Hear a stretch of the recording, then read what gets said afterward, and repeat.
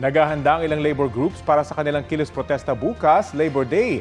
May ulat on the spot si Oscar Oida. Oscar!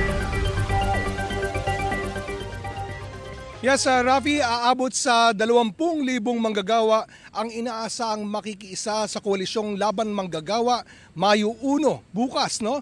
At inaasahan na magmamarcha sila mula dyan sa may Welcome Rotonda patungo sa may Espanya hanggang makaabot ng Mindiola. Sa isang press conference sa Quezon City, inihayag ng koalisyon na binubuo ng mahigit 11 labor groups at kumakatawan sa lampas 200,000 na manggagawa ang kanilang panawagan para sa malakiang pagbabago sa pulisiya ng sahod at enerhiya ng bansa. Iginit ng mga lider ng manggagawa na lumiliit na ang halaga ng minimum wage habang tumataas ang presyo ng langis at mga pangunahing bilihin.